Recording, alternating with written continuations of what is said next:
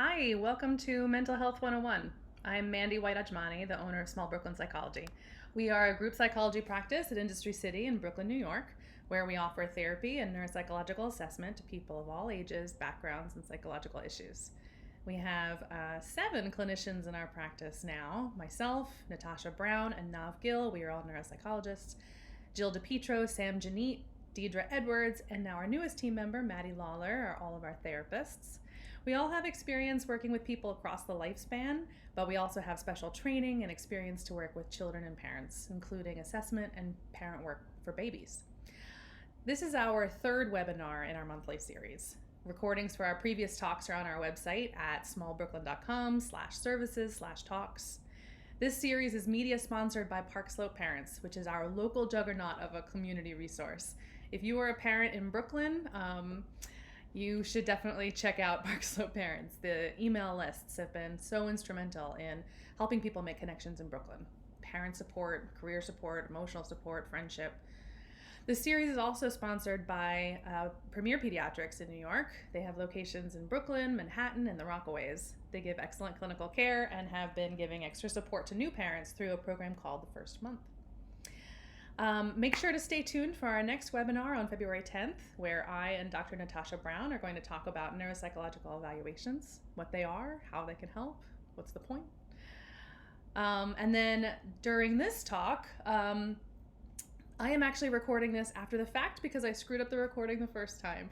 So I am going to combine the PowerPoint presentation with the audio track from the recording. So you will not see my face again until the end of the webinar, but that is to preserve the confidentiality of the people who attended it live. They did write questions in the chat, and there will be a question and answer period at the end of the talk. And I apologize for any technical problems that happen along the way. But I hope that you enjoy the webinar, and definitely stay tuned for our next webinar in February.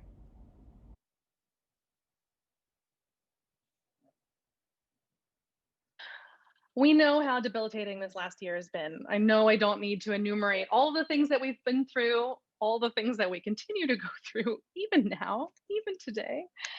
Yeah, so let's just not go through that list right now. We know that it's been incredibly hard. We know that some days have been okay and good even, and then some days have really not. And obviously some people are struggling more than others. And for some people, the bad days have gotten really scary at times. We also see our kids struggling probably more than we have really ever have before. We are with them 24/7. So we really have a front row seat into the sorts of things that they are struggling with.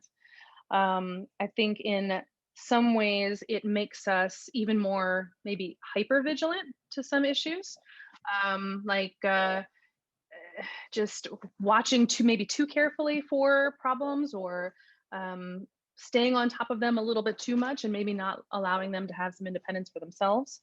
But there's, just we're asking ourselves tons of questions. And some of these are like, hey, is this how they've always been at school and I've just never noticed it before? Or are we ever going to be able to break this screen addiction? Do they miss their friends too much? Do they miss their friends not enough? So, trying to know what to do about that can be extremely weighty. We know that protecting our mental health is critical across the lifespan. About half of all Americans are going to experience mental illness at some point in their lives. And 20% of those people are going to experience them this year. But only about a third of people who experience mental health issues will seek treatment. And why is that?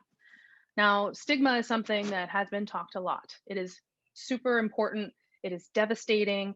And it really prevents so many people from being able to ask for help or to accept help when it's given.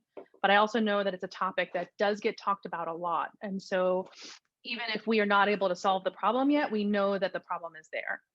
But I think that there's another thing that we really haven't discussed as much, which is this issue of it's not bad enough. And especially in New York City, I think we hold ourselves to really high standards. We judge against other people who seem to be doing okay despite their hardships. So sometimes we wonder if maybe what we're dealing with is really not that bad. Clearly I just need to try harder, or I just need to get past this hurdle and then everything's going to be fine after that. Or I just need to grin and bear it. We are a grin and bear it society. So when is it bad enough? And that leads me to my first topic, which is the idea of impairment. When it is impairing you, it is bad enough. All right. Impairment is what really distinguishes mental illness from typical experience. When a psychologist or psychiatrist is making a diagnosis of a mental disorder, there are three important parts. Does someone have certain traits and behaviors? Are those traits and behaviors occurring at an unusual frequency or intensity? And do they lead to impairment? So we're going to work backwards and we're going to talk about impairment first. Now, impairment can be academic or occupational. If there's something that is getting in the way of your ability to do your job to your ability, or it's getting in the way of a child being able to adequately learn and demonstrate their learning, that's impairment. It could be social or familial. If it is creating conflict or tension in your family or your friendships, if it's preventing you from being able to find supportive friendships or intimacy, that's impairment. And then there's this other side, which is emotional impairment. So if it's leading to physical and emotional distress, this is also impairment. And this last one is really important because so many of us can function well at our jobs or get good grades or put on a brave smile and hide it from loved ones. But if it's causing you distress, no matter the external measurable outcome, that's impairment. And so then the question is, when is it bad enough? When you can recognize the impairment, that's all it takes. It doesn't matter if it's showing up in your grades or your performance reviews, or if your mother or your best friend or your spouse is saying that it's bad enough. Impairment is your own subjective feeling. When you feel impaired, that's when you should get help. Okay. So now working backwards again, let's talk about traits and behaviors that occur at unusual frequency or intensity. Now, all the kinds of traits and behaviors that might be hallmarks of a psychological diagnosis, they're also regular, everyday traits that are shared with everybody in the population. Many people think that mental disorders are an on-off switch. You either have it or you don't. But it really comes down to these 3 points that we're talking about. Does someone have these traits at a high level that cause impairment? And the definition of mental disorders was always intended to be anchored to abnormal psychology, and not abnormal like abnormal, but as in literally abnormal at the tail ends of the normal curve. Now, I'm just going to give you a very itty bitty little statistics lesson, which is this graph down here at the bottom, which shows what a normal curve looks like. A lot of people who know about the normal curve know about it because of IQ scores, for example, and that's what this graph is actually depicting. We set IQ scores to be at a mean of 100. And that is at the 50th percentile for the human population. So our mean IQ is defined as 100. And I actually mean that quite literally. Every few years, IQ scores are renormed to adjust to the current IQ in the population. Humans are actually getting steadily smarter over the years. We're seeing an increase every 10 years of about 3 points of IQ. So each time an IQ test is redeveloped, it is then renormed so that the average is set at 100. But if you were to compare the scores of today against the scores of, say, 50 years ago, you would see that what was considered normal back then is now actually 15 points lower than what it's considered now. All right, so if the mean is at the 50th percentile, that's that tallest line right there in the middle. That's dead average. But people can have a little bit more or less of a trait and still be within the average range, which is defined as 68% of the population. So 68% of the population is considered to be normal. And the edges of that average range is called one standard deviation above or below the mean. Now, most of what's considered abnormal by these measures for defining what makes a disorder is usually at 2 standard deviations above and below the mean, which that entire curve, as you see here, encompasses 95% of the population. So if you are above or below that range, 2 standard deviations, then you're really in 5% or below of the population. So the diagnostic criteria that we use to make these diagnoses use these guidelines to define what's abnormal for the population. And then they list out the criteria by way of descriptors of intensity of the experience, how often you're experiencing it, when it's happening, is it unusual for your age? That's very important. And just how many of these symptoms are co-occurring together. These all help us to decide that something is truly a disorder rather than just a really awful experience but still within the range of normal human experience. So, for example, we've all felt sad, we felt lethargic, we felt like nothing sounded interesting. Sadness and periods of low energy are normal, but if you felt sad for most of the day, nearly every day for 2 weeks, then that might be clinical depression. In the same way, you might be someone who struggles to find the right thing to say in a social situation. Totally normal trait. But if you find that you have to work hard to learn most social conventions, that sameness and familiarity are essential to your well-being, that you often overreact to loud noises or unexpected touches, then you might be on the autism spectrum. Or you might be someone who is incredibly emotionally sensitive. When you're angry, you scream and cry and thrash on the floor. When you're happy, you're bouncing off the walls and dancing with strangers in the streets. Now, if you're 2 years old, that's totally developmentally appropriate. If you're 45, that might be a mood disorder. So let's back up.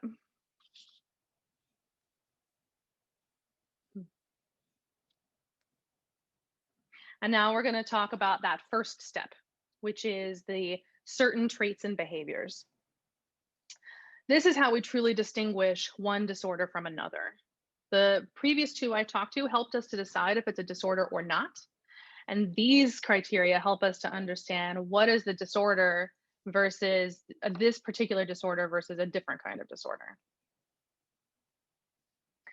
Across all the different traits and behaviors that you can have, we've learned over the decades of research that certain ones just hang together reliably. And those buckets of characteristics then get a name, like generalized anxiety disorder or attention deficit hyperactivity disorder. But it's not an exact science by any means, and there's a lot of overlap between different disorders. All right. So I've given a similar talk to teachers a few times, and I made this slide to illustrate the overlap among the diagnoses. I'm really proud of it. It also took me a really long time to make, so I try and reuse it as much as possible. But these particular symptoms are things that teachers, for example, might be noticing in their classroom, and let's talk about how they might fit together. So for example, we've got resists assignments, can't calm down, bounces off the walls, won't follow instructions, needs to have things a certain way, can't make a decision, gets dysregulated by chaos, deliberately provokes other kids, melts down regularly, has surprising problems with specific academic areas, needs constant reassurance, hits or threatens other kids, fidgets constantly, won't follow instructions, isn't producing work at the level of their ability, repeats behaviors often, doesn't read social cues, distracted by everything, argues or tries to negotiate everything, can't handle transitions, is irritable, stares into space, has a hard time verbalizing problems, socially withdrawn, can't get started, lies, destroys property, steals, seriously hurts others. These are the whole spectrum of different behaviors that a teacher might see in their classroom, or you might see in a child or in a coworker. And trying to make sense of what this is can be hard, but you can see that, for example, these things that are included in this blue cloud are often seen with ADHD. These might be seen in autism. These might be seen in anxiety. This is an OCD. Can't even see what that says because the screens are blocking me. Learning disorders, conduct disorders, oppositional defiant disorder. So I'm hoping that this slide is giving you a sense of just how much overlap there is between these different symptoms. And what tends to be really common, you can see in the middle, are these things that we call executive function. I'm going to talk more about executive function down the line, but it's basically all the sorts of skills that you need to be able to reach a long-term goal.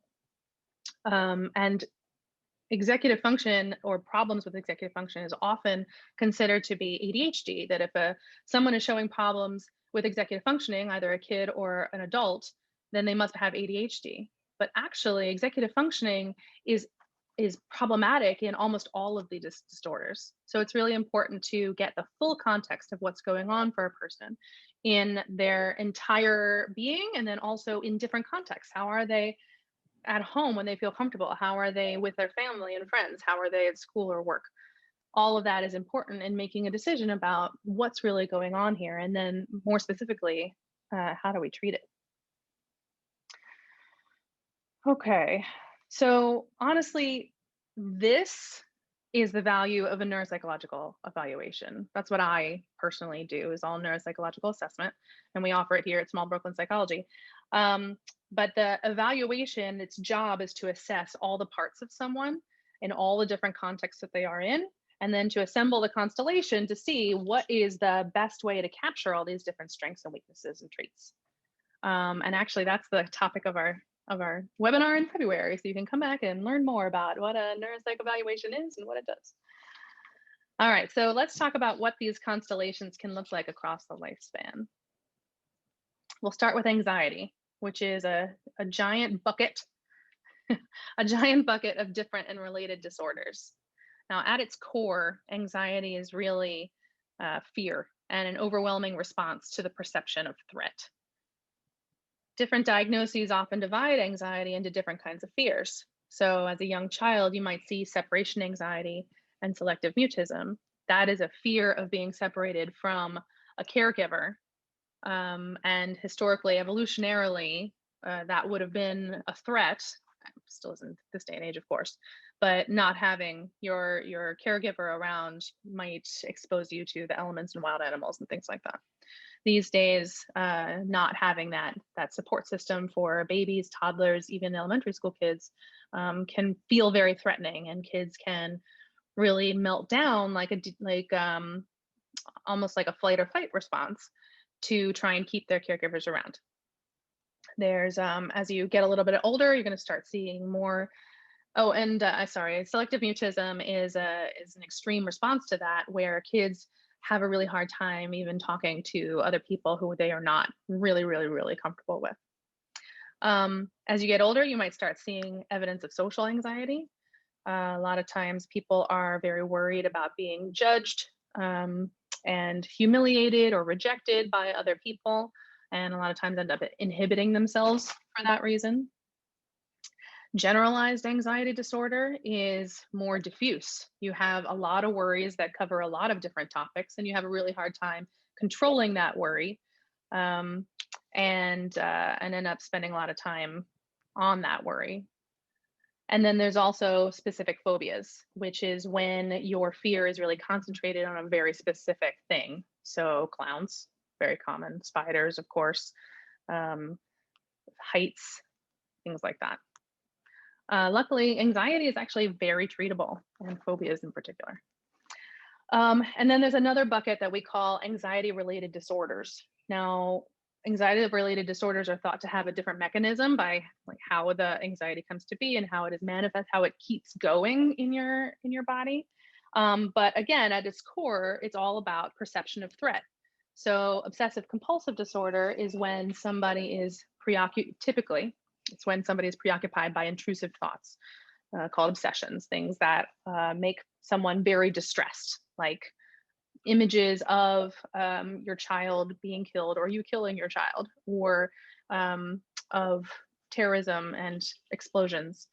And then the compulsive side of things, classically, what typically happens is that people do compulsive things, sometimes not even in relation to whatever it is they're upset about in the intrusive thoughts. But for whatever reason, these compulsions give them a just right feeling or somehow help them to manage their anxiety, and it builds up over time. And sometimes people end up spending a very long time satisfying those compulsions to help control their obsessions. Panic disorder is more of a physical manifestation of anxiety. A lot of times you've probably seen it on media where it looks like somebody is having a heart attack or feels like they're going to die. Problems with breathing, racing heartbeat, sweaty palms. But it's an anxiety produced reaction, and it can occur to you know any lots of different kinds of anxiety or different worries that you might have. And then over time, what might end up happening is that you start fearing and being anxious about the panic attack itself, which then leads to more of a panic disorder. And then lastly, post-traumatic stress disorder, PTSD, is something that's talked about quite a lot in the news. But if someone experiences a life-threatening experience or perceives that their life might have been in danger, that can be very traumatic and can stay with people for a very long time. People might have a lot of nightmares. They might have flashbacks. They often avoid things that remind them of that event, and it can be very debilitating. All right, so across all ages, people with anxiety might show timidity, cautiousness, quietness, especially with unfamiliar material or people.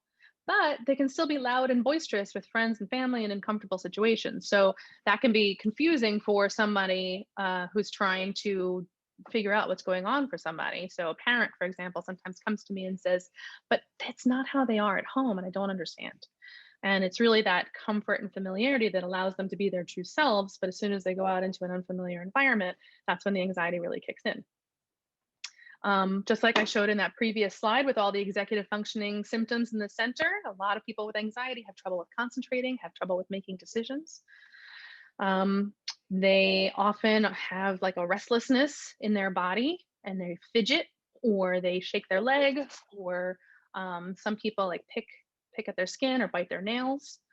Some people with anxiety have sensory sensitivities, can overreact to loud noises and things like that. Sometimes you see loss of behavioral control. And this is it can be very confusing aspect of anxiety, because in children, the tantrum or the defiance can seem like, oppositional defiant disorder, or, just the bad kid or the problem kid. And people are not necessarily taking the steps back to realize that this kid is just super anxious and they're having this fight or flight response right now, and they're not really in control of what they're doing. And then in adults, you might see it come out as anger control and aggression, where someone blows their top, but it's because of this idea of threat response, that they feel threatened and it's the fight part of the fight or flight. And they are overreacting to that and, maybe damaging relationships, but that it comes from a place of fear. And then lastly, social withdrawal. Just that can happen in social anxiety, but even in many other kinds of anxiety too, because it can be really exhausting to deal with anxiety symptoms when you're in a crowd of people, and you sometimes feel the need to hide it. When people are anxious, they might avoid whatever is making them anxious. This is the part of anxiety that can be really debilitating in a functioning sort of way, because kids will refuse to go to school. Kids and adults will go to extreme procrastination, not following through with work assignments and things like that. They might isolate themselves too much. They might develop compulsive behaviors. A lot of people are really driven to be perfect, so they can try and avoid judgment and criticism. Again, this is about avoidance of things that make you scared. They might experience sleeplessness, headaches, stomach aches. This is all that physical side of anxiety. And in a way also allow for avoidance, because if you have a headache or a stomach ache, it gives you an excuse to then miss the thing that is making you feel anxious. They often seek frequent reassurance, and they might use drugs and alcohol to cope. Okay, let's talk about mood disorders. So, mood disorders are when emotions are heightened or prolonged, and they don't typically change with life circumstances.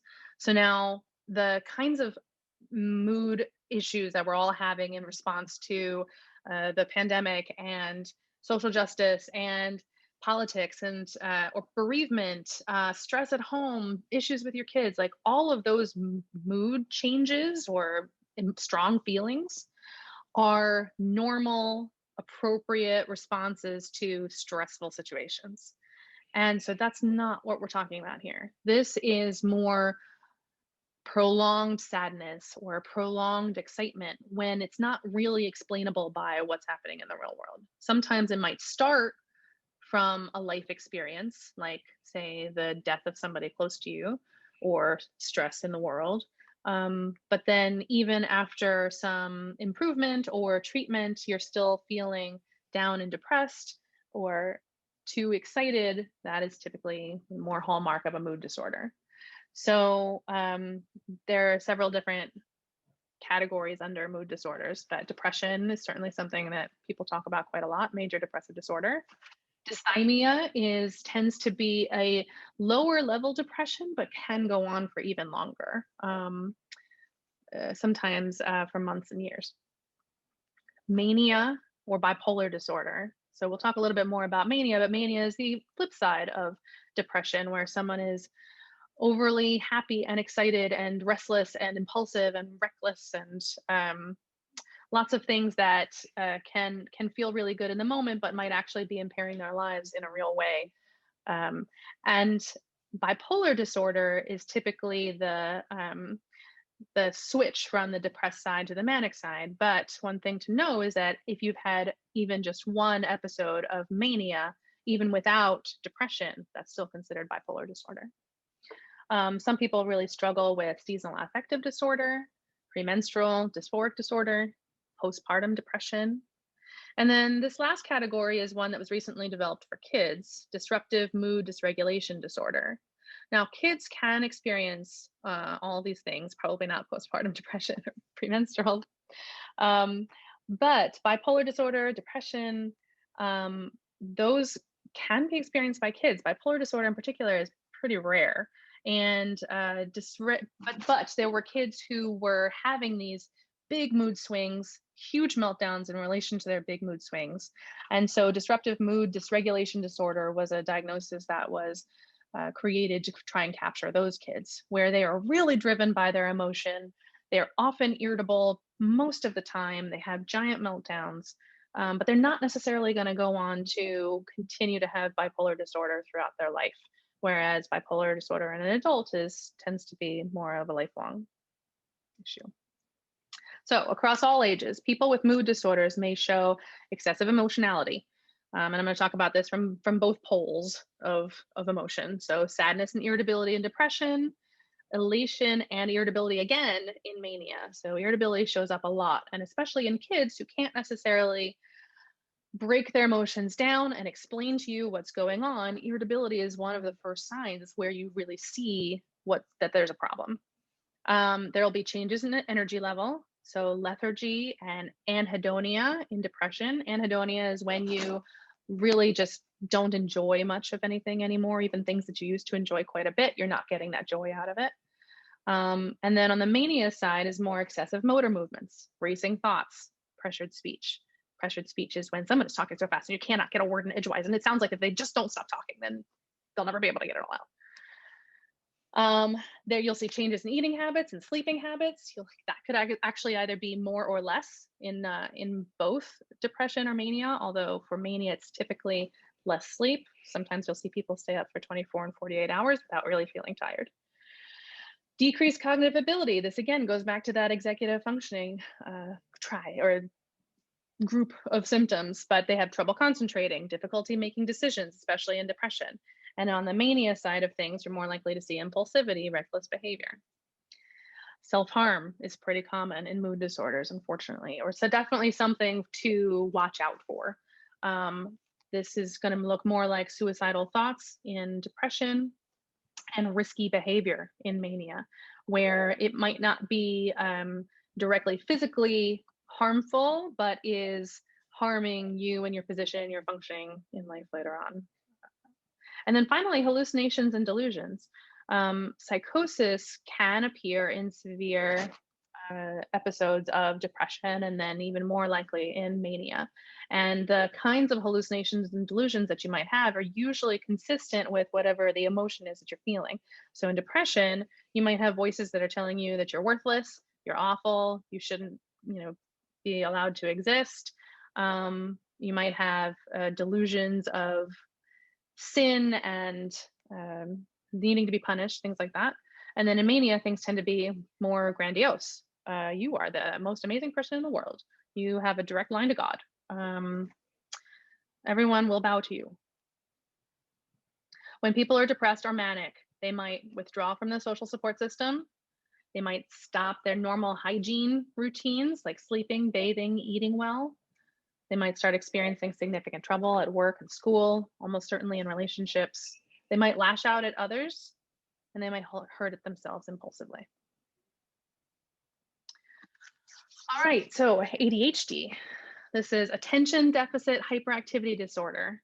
And this is really where self-regulatory parts of your brain, they're not working as well as they should for a given age. And this really needs to be considered from a developmental perspective, because that self-regulatory system is all part of the frontal cortex that really controls the executive functioning. It is still developing through your 20s.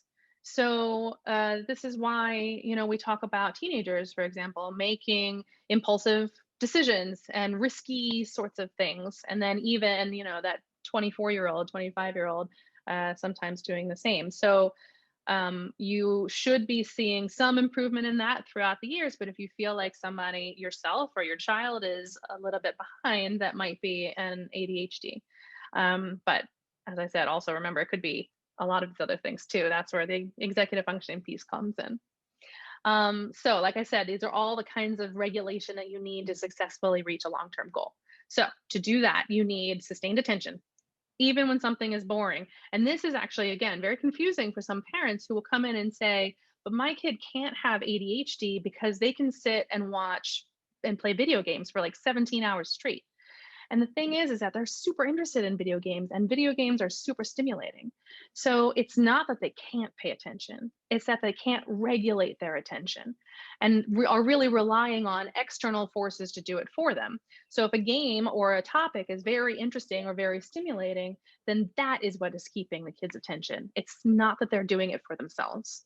You might even see the flip side of that inability to regulate your attention, where somebody is so entranced and so focused on what they're doing, this hyper focus, that you can't even get their attention when you call their name, or they're not really aware of what's going on in their environment. That might be something that you see. You also need the ability to pause and strategize your next best move. You need to be able to self-monitor to see how close you are to your goal. You need to be able to be flexible to change your strategy when you're needed. So you're self-monitoring, and then you're realizing, hey, I'm veering off course, so now let's be flexible and change what we're doing. Inhibition, that to keep yourself from impulsively grabbing for whatever looks interesting in the moment, but might actually prevent you from reaching your long-term goal. And then emotional control is a big part of it as well. So you need to be able to not curse out everybody who's on your team, for example. And you need to be able to maintain good rational thought. And when your emotions are, then it's getting in the way of being able to think in a rational and careful way. Now, just remember, people with ADHD, they are not pushing your buttons on purpose. It's really is something that they are struggling to learn and to put themselves in situations that help to play to their strengths. And contrary to some popular belief, people don't grow out of ADHD. That was a predominant philosophy earlier on, that people would grow out of this, but it's not. It's more that it just changes a bit. So as you start, in childhood, hyperactivity, for example, is, and we'll talk about that in a second, is much more prevalent. But in adulthood, you're less likely to see adults who are climbing walls when they're not supposed to, but you might see more restlessness and restlessness of thought too. We'll talk about that. All right, so across all ages, People with ADHD might show this hyperactivity. So this is extra movement, even when it's not appropriate. It could be talkativeness, and then general just restlessness. And so that might be physical or mental restlessness in adults. Impulsivity, blurting out your thoughts, snatching things from somebody, hugging against social norms, doing risky behaviors, having poor money habits. Inattentiveness, being easily distracted by the environment or your own thoughts, being lost in thought, being forgetful. When people have ADHD, they have a hard time starting and finishing assignments or projects. They might miss social cues. They might be aggressive verbally or physically. They might have sensory sensitivities. They might lose necessary items, spend money without budgeting, make careless mistakes. Okay, let's talk about autism spectrum disorder. So, autism spectrum disorder, or ASD, is two big topics. One, significant difficulty with social communication and reciprocity, where reciprocity is this sense of give and take in a social interaction. It's not only about what you want and what you want to talk about, but you also have to be a partner in an interaction with somebody, allow them to speak, you comment on it, and things like that. And then the second one is a lot of restricted and repetitive behaviors. Now, these difficulties, they can show up in a really wide range of symptoms and a wide range of ability. There's a cliche about ASD that if you've seen one kid with autism, you've seen one kid with autism, that the particular symptoms that one kid with autism might have might not show up at all in this other kid, same age, same sorts of situations, but a totally separate set of behaviors and symptoms, but they come from the same core difficulties. Many people with ASD, they learn explicit strategies to connect others' behaviors to social norms. So for example, this person's eyes went like this. And what does that mean? It means that they are surprised by something. And my reaction might be, oh, what? To show interest in whatever it is that they are surprised by. Now, that is a very explicit set of steps that some people have to learn in a very explicit way and then think through and carry out in a very explicit way. And that can be really exhausting. So some people with ASD report that being in social interactions, even when they are able to navigate these interactions in a very normal seeming way, it really takes a lot out of them and they need to go home to their familiar environment and rest for a while. All right, across all ages, people with ASD may show eye contact that isn't easily integrated with communication. So, for example, somebody who it's not only not looking at somebody in the eye, it could be looking too much at somebody. It could be looking sort of in the general vicinity of the eye, but not quite, really, or just in a way that doesn't feel right and intuitive. That if someone is trying to get your attention, but they're not looking you in the eye, that can feel a little off. People with ASD might have trouble understanding body language, facial expressions, tone of voice, all the nonverbal social cues. They might have trouble keeping up the conversational flow in that back and forth volley of conversation. They might have an excessive interest in a particular subject and then little understanding of when not to talk about that. So you might be in an interaction with somebody and they're doing great and really enjoying talking to you about vacuum motors, for example, and you're giving lots of social, nonverbal, usually social cues that are helping to try and communicate to them that you would like to move on to a different topic, but they're not necessarily noticing that. They might have problems handling changes to routine. They might have sensory sensitivities, might have repetitive speech or hand motions. When people have ASD, they might seem stubborn or inflexible in trying something a new way. They might misinterpret humor or sarcasm, focus on the details of something and miss the big picture. Now, this can be quite a strength actually for people with ASD because they often are known for seeing solutions to problems that other people might not have noticed, but it might also mean that they're missing the larger picture of what it means and how to integrate it into the real world. They might withdraw from social interactions. They might have big reactions to sensory input, like loud noises or unexpected touches. They might have trouble with executive functioning, and they likely find comfort in familiar movements, routines, and settings, as do we all, of course. All right. So this is a lot of information, and I want to save time for questions here. But the idea of now you have an idea of where mental disorders come from, how they differ from just normal everyday life or angst or stress, what kinds of symptoms and behaviors can be concerning. So, if you have identified something in yourself or your child that you can tell is impairing, and is something that you would like to get help on, what kind of help can you look for? So, therapy is super helpful. We here offer evidence based treatments, especially based on cognitive behavioral therapy, which is an individual treatment that helps children and adults to understand how their thoughts and feelings lead to and shape their behavior.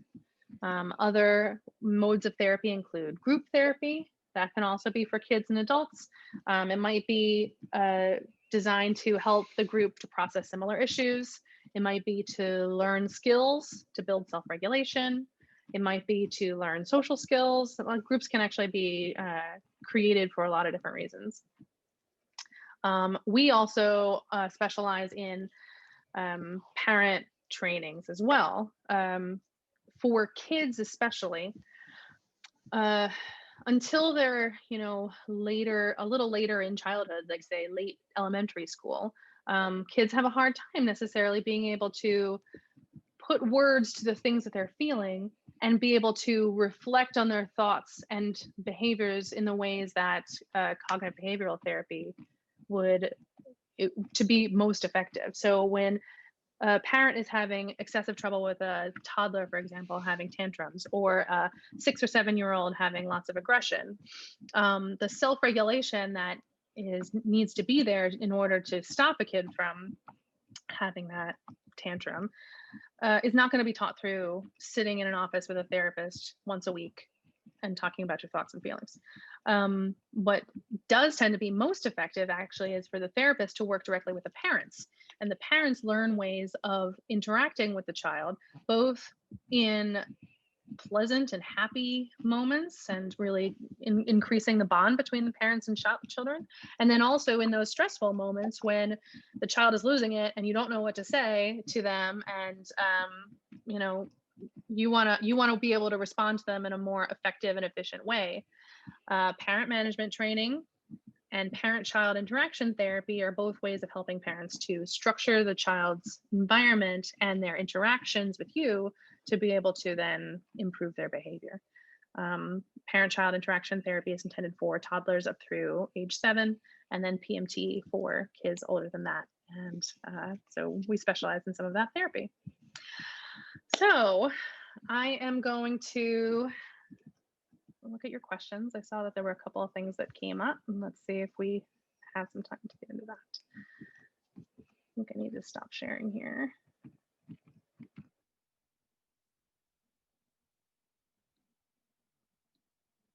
Oh, someone said cool slide. Thank you very much. I appreciate that validation.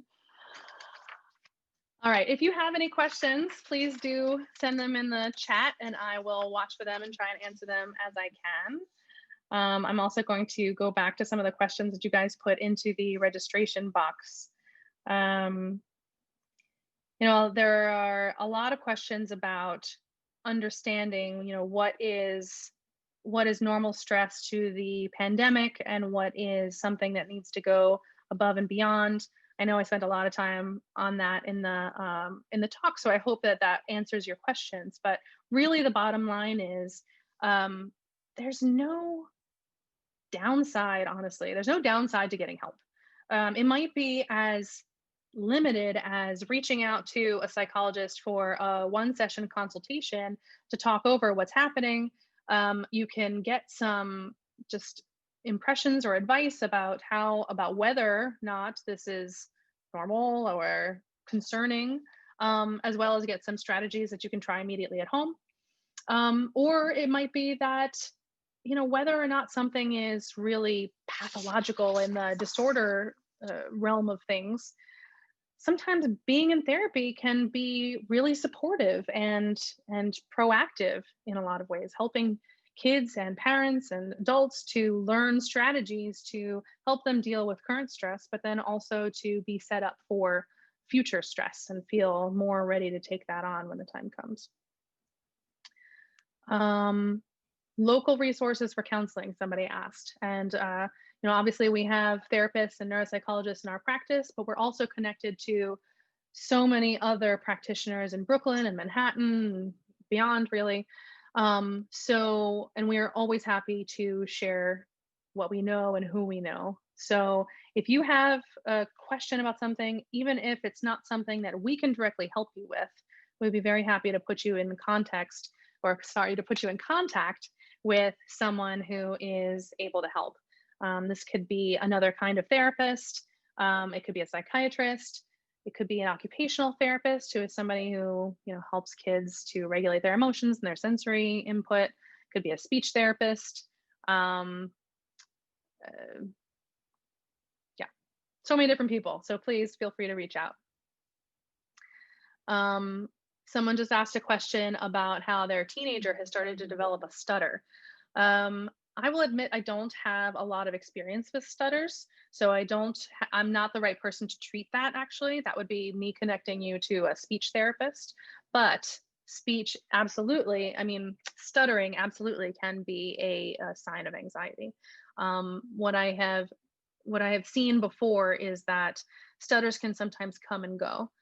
Usually it's something that existed before. If they've gotten to teenage years and are evidencing a stutter for the first time, it's just a little bit more rare. It's not necessarily concerning, but usually you'll have seen this earlier on. And what I hear is that it kind of comes and goes in different patterns of the kid's life, and particularly in anxious sorts of times. But treatment can focus on helping to reduce the anxiety. That's the psychological side of things. But that's probably your first step, honestly. If it is something that's just new and probably related to the pandemic and only shows up a little bit, isn't impairing their intelligibility. But if it is something that's more longstanding and getting in the way of being understood and heard, that would probably be directed to a speech language pathologist. If anyone else has any other questions, please feel free to send them in. I'm just reviewing the list of things that people already sent in.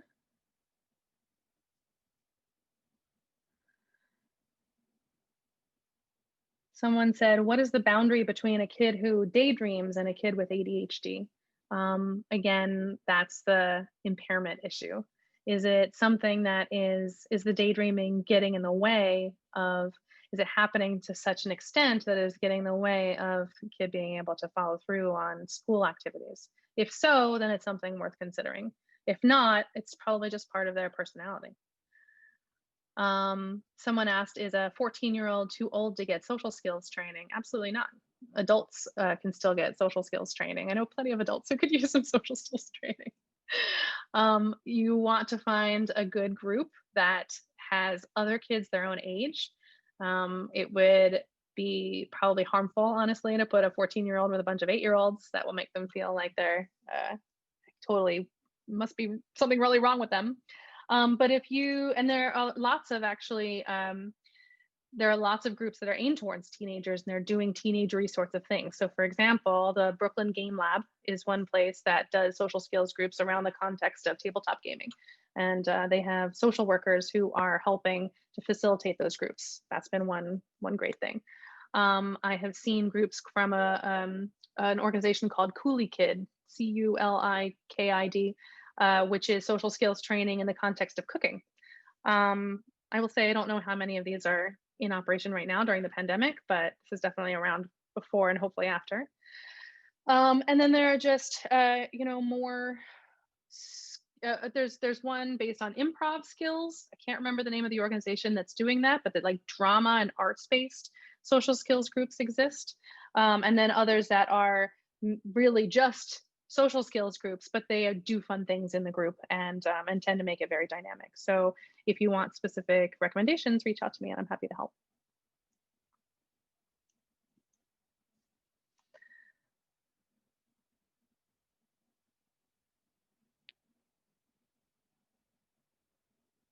Someone asked about heritability in mental illness and whether mental illness is genetic.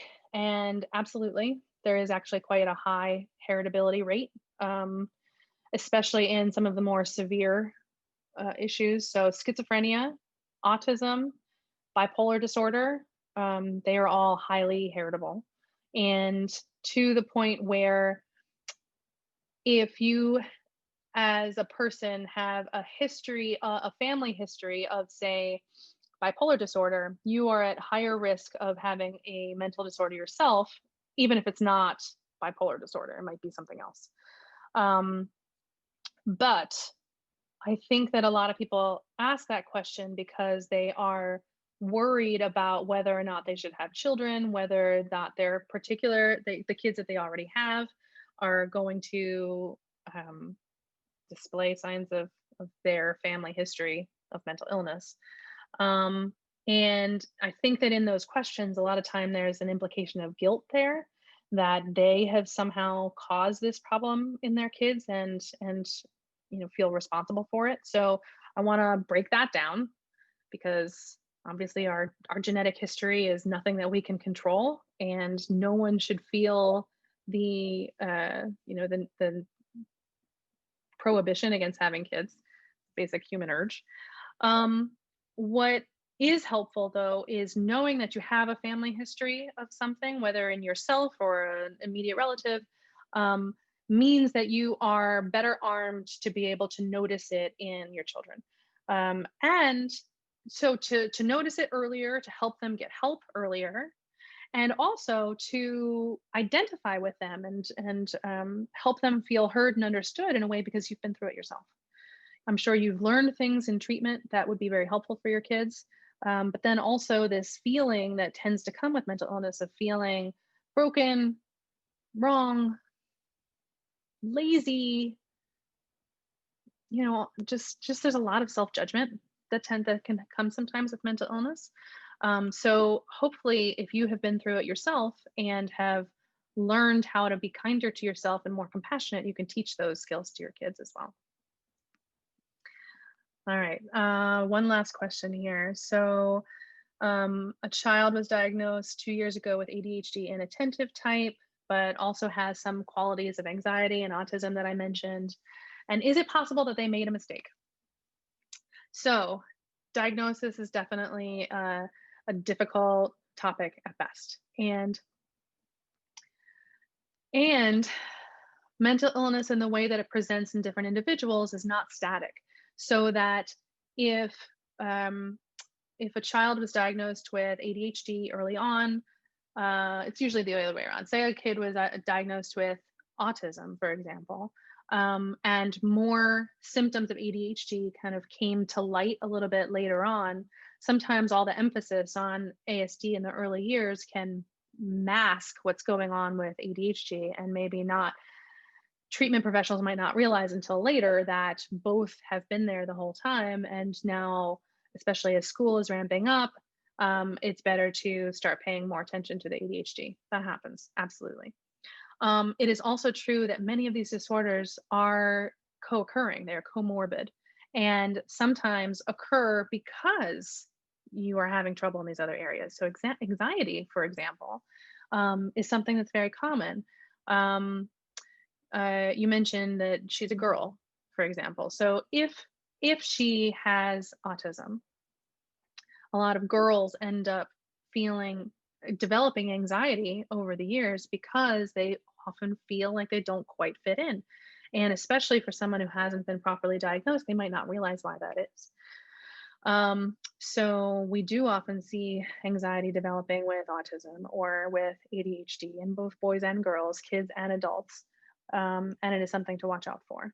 So anyway, this idea of whether or not people made a mistake, sure, it's always possible, but it's also true that the symptoms, the presentation of the disorder, the severity of the disorder, and the intensity can change and morph a bit over the years too. Whereas something that maybe had always been there but wasn't so evident early on is now much more evident as a person gets older. All right. Guys, thank you so much for coming to this webinar. I really appreciate having you here. Um, I am Dr. Mandi White-Ajmani. I'm a neuropsychologist at Small Brooklyn Psychology. We work with people of all ages and all kinds of psychological issues, and we would be very happy to help you, whether it is to work with directly with somebody in our practice or to connect you with somebody who can give you help in another way. This is part of a monthly series that is media sponsored by Park Slope Parents and Premier Pediatrics. And so this is the third in our lineup. And so there are previous recordings stored on our website, smallbrooklyn.com/services/talks. So feel free, you can learn about how to manage difficult child behavior, how to manage anxiety, especially during the COVID pandemic. Next month, we're going to be talking about neuropsychological assessment and how it can be helpful. What's the point? What are you going to get out of it? And thanks so much for coming. I really appreciate it. Feel free to reach out to me at mandy@smallbrooklyn.com. And I would be happy to talk to you. Thanks so much. Have a great night.